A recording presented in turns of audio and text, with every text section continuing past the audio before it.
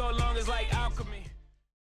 All right, here we go, y'all. Little late getting this one out to y'all. Stayed up late watching those fights. Very disappointed MMA fights. Disappointing evening of sports for me and probably a lot of you. There's Dan Tony, and you could just see on their faces that it just meant more. We've already covered this.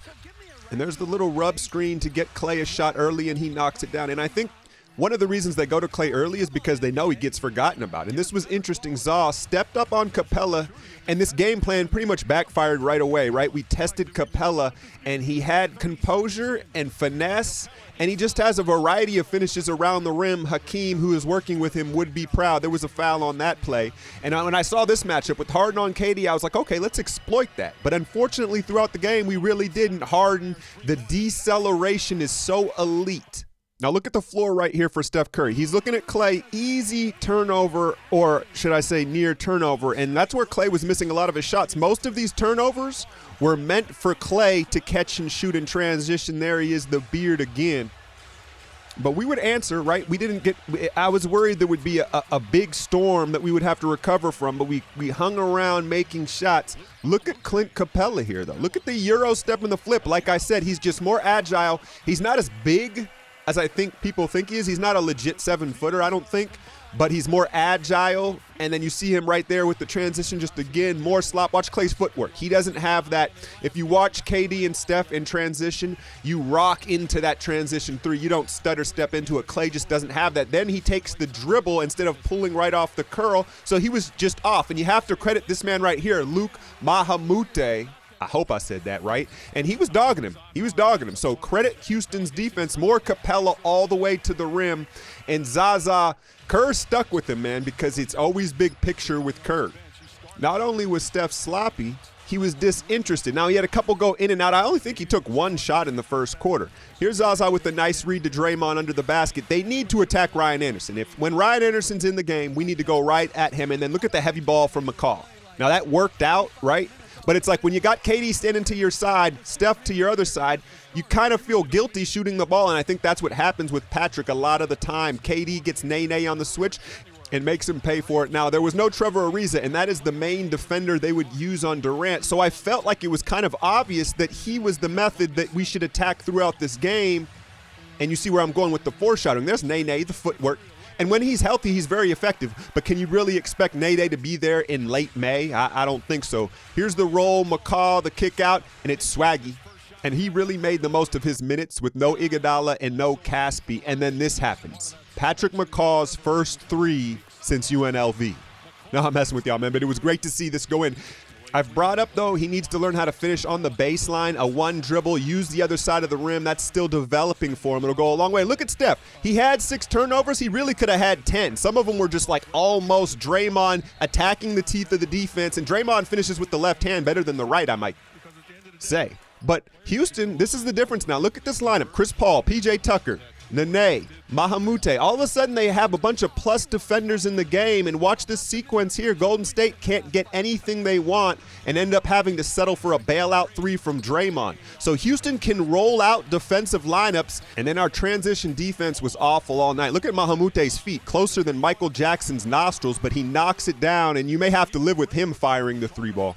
Now, those of you that watch the first take, you already know my feelings on Steph, right? I'm not like unveiling anything, but you see that's just more of that. And let's talk about Chris Paul. At this point in his career, he wants the 3-ball. Watch this. We're going under screens, and that's what he wants. I think at his size, a plus 30, make him go to the rim and finish. Let's not yield that 3-ball. Second quarter, more swaggy, and the drunken style is so entertaining, man. It's because he's always off balance, but he's not. I have a feeling he may respond to us needing him. He's one of those guys that strikes me as like he wants to feel needed. And with Iguodala out, Caspi in and out of the lineup, right, if he feels needed, he may rise to the occasion. Look at the ninja swipe from David West. The thing that's not really discussed is David West is on a low-key minutes restriction. Because of his age, they just want to keep him at below 20 minutes, and I wonder if he would be the antidote in a series in the playoffs where they would increase his minutes, especially against Pella. And then look at Draymond, a ridiculous outlet lob, and then this. This is what really irritated me. How does that happen after you're sagging back after a terrible pass, and it had me up in the living room cursing at everybody? and then more Harden. But I'd like to shout out P-Mac because look at the textbook hip switching. Now, he got cooked by these two Hall of Famers a couple times, right? But he didn't back down, and he made them work hard. And this is a bullshit call right here. He trips, right? But we're used to that. But I think P-Mac defensively figured some things out against these two guards. D West, 8 points in just 14 minutes. Like I said, I think I have my suspicions he's going to play more in the playoffs if we're not getting the production we want. And then Livingston, what are you doing? You've got Chris Paul in front of you. Take a head full of steam, stride, elevate, and finish at the rim, damn it. That's some tiptoe and pussy shit. Steph, step back, and that was his second made basket of the game with 5 minutes left in the half. Turnovers obviously was a huge story in this game, and there's Luke again, right? So it was 50-50. I want to give Houston a bit of credit, and KD didn't foul him on there. That was on the wrist. Watch Steph. See how he pauses right there? It breaks his flow of energy, and that's why he was out of rhythm for most of this game. Now, here's what you need to understand about Chris Paul. Looney did a great job, but with each dribble he makes, his percentage goes up. You just can't let a guy get into that much rhythm dribbling the ball, especially a ball handler like Chris Paul. Let's make him go to the basket. Can he finish at his age at this point? I'd rather see that. And there's more Steph making the wrong decision off a trap. Here we go again. Finally, right? He's going to go high up. No, it's another turnover. And you know they're going to pull up from three. Way to hustle back on defense, right? Way to hustle back, fellas. So Chris Paul was eating them alive in this first half. And then here's the real bitch-assness. Look at this fake shit right here from Chris Paul, man. Right? And at some point when things aren't going good for the Rockets, that's where he wears thin on guys. His lack of authenticity is really what it appears to be. Look at Draymond force Steph to shoot that. Draymond had a wide open three. He threw it. He kind of demonstratively chest passed it back to Steph like, nah, man, take your damn shot. Clay, and that's, you know why he couldn't get that shot off? Because it was, again, another inaccurate pass from one Steph Curry. There's the rare block on a Harden drive, and it was hard to give them credit because, you know, he's coming off the hamstring, and then Clay finally gets one in rhythm and bangs it down. Now, if you watch to start second halves, watch this. Ryan Anderson, you see this move and that play? That was drawn up at the half. Usually a team will come out and they'll see something and they're going to attack it immediately. And obviously they're like, all right, we can get a foul on Zaza real quick.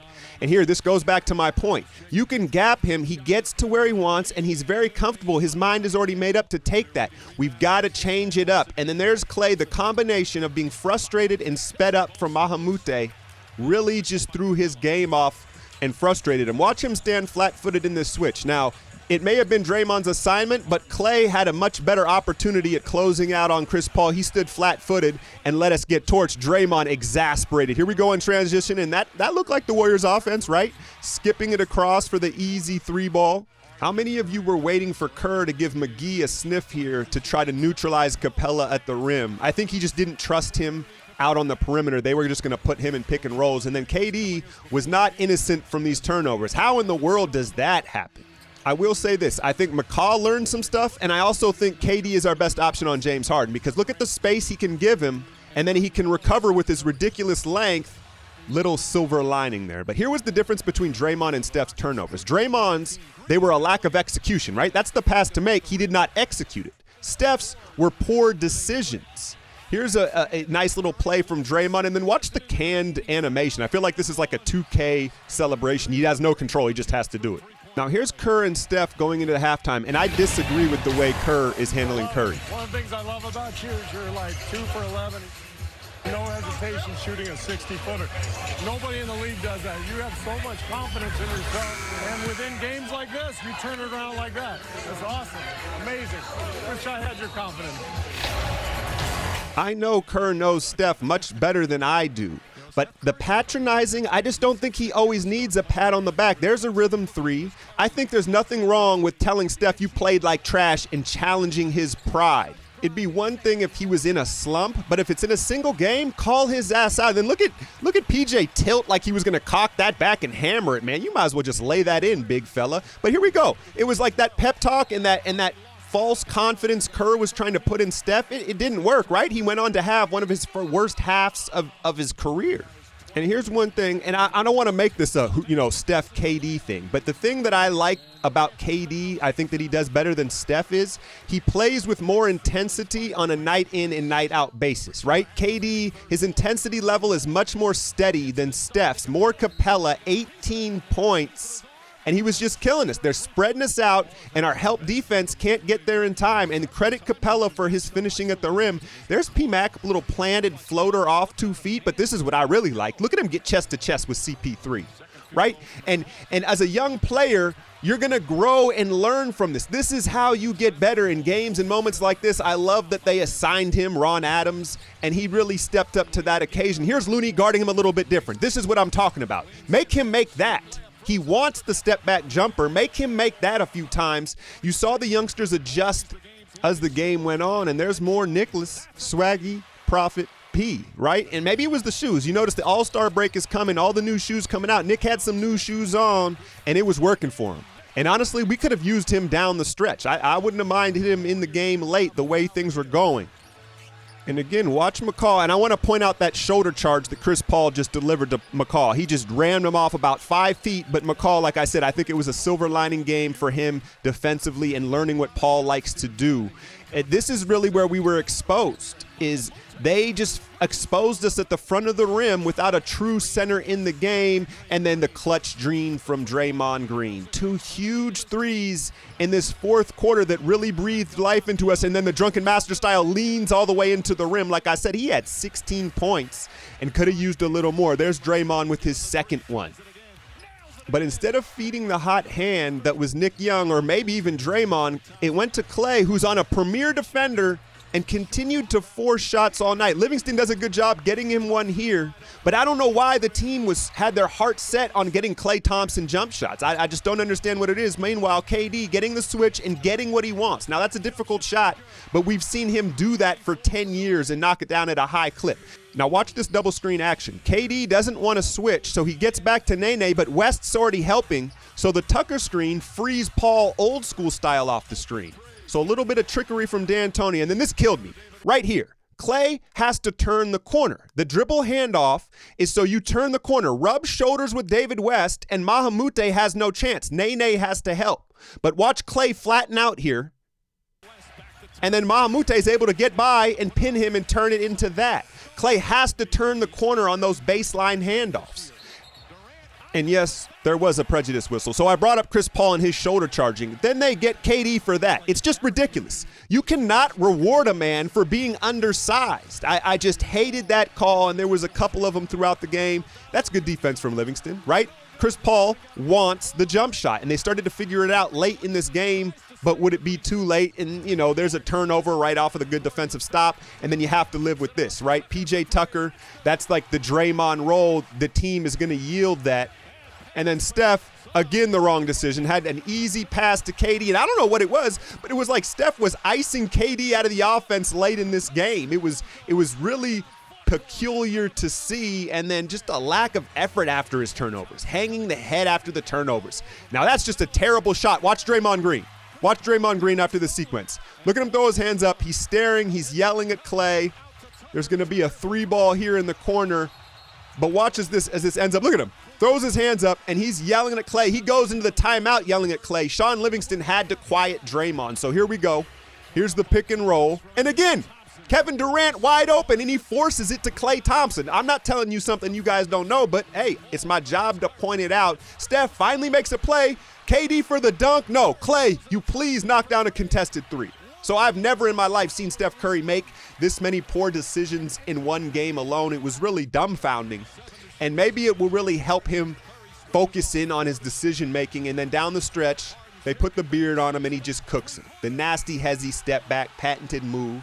And Houston, like I said, won this game. There was a few chucks late. Look at this off. And look at him. Another thing Steph did in this game was he was trying to draw fouls on threes, and it was really messing up his shot.